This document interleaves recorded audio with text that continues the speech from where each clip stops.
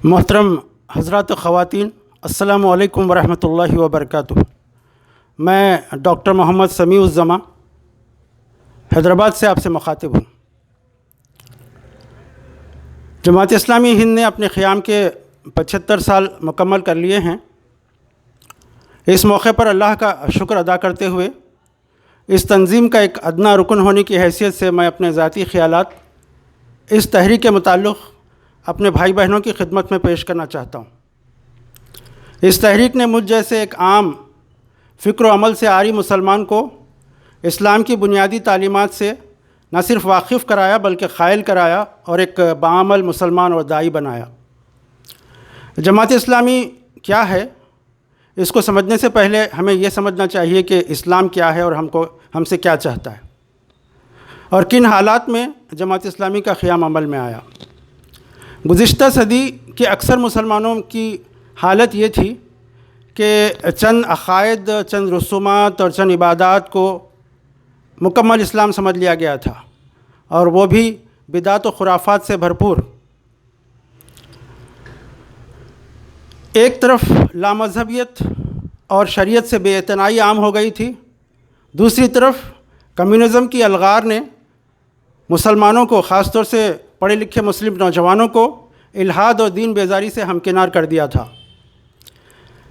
ایسے حالات میں اللہ تعالیٰ نے اپنے ایک بندے کو اسلام کی اثر و نو اشاعت اور سربلندی کے لیے اٹھا کھڑا کیا، جس کا نام ہے سید ابو العلا مودودی رحمۃ اللہ علیہ۔ انہوں نے دو بڑے کام کیے۔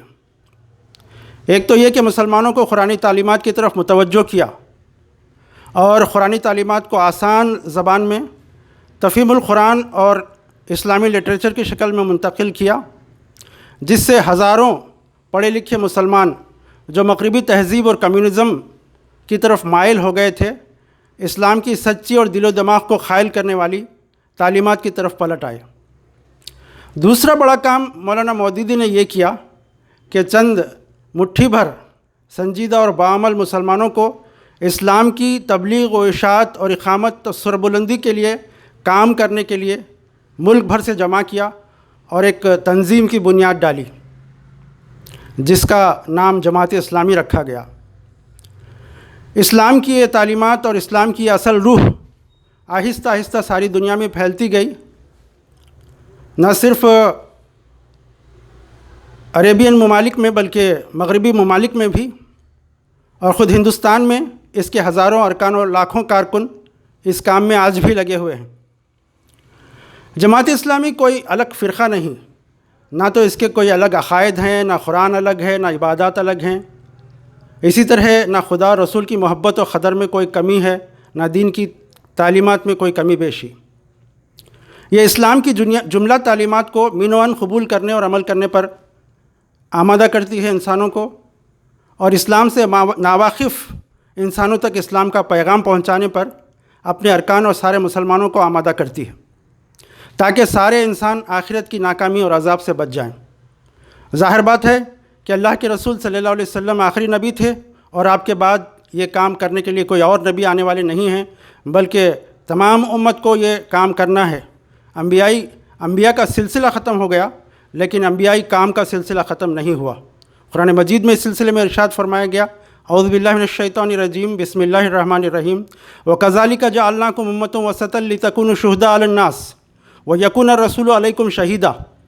اس کا مفہوم یہ ہے کہ اب تم کو اللہ تعالیٰ نے امت وسط کی حیثیت سے دنیا میں برپا فرمایا ہے، تاکہ تم دنیا کے لوگوں پر گواہ بنو، جس طرح سے نبی تمہارے لیے گواہ بنے۔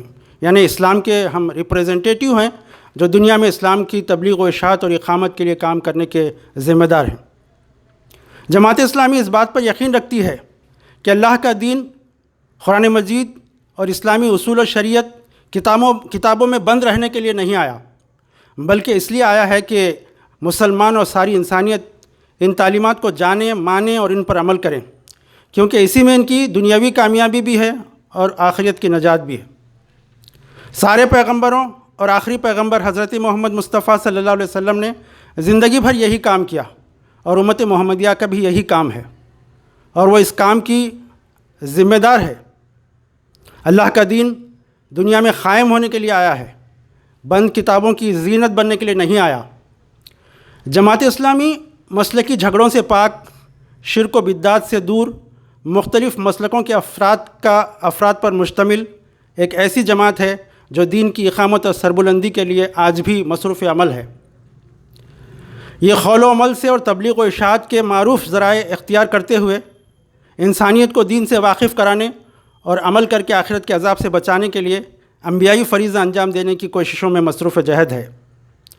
میری ساری مسلمانوں اور سارے انسانوں سے گزارش ہے کہ اس کام میں اپنا حصہ پیش کریں، اس کے اجتماعات میں شرکت کریں، اس کے کاموں میں کندھے سے کندھا ملا کر ہاتھ بٹائیں اور اس کے تمام جو اصل مشن ہے اقامت دین، اس میں اپنا حصہ لگائیں، کیونکہ یہ سب ہم سب کی انفرادی اور اجتماعی ذمہ داری ہے۔ اللہ تعالیٰ سے دعا ہے کہ ہمیں اس کی توفیق نصیب فرمائے۔ السلام علیکم ورحمۃ اللہ وبرکاتہ۔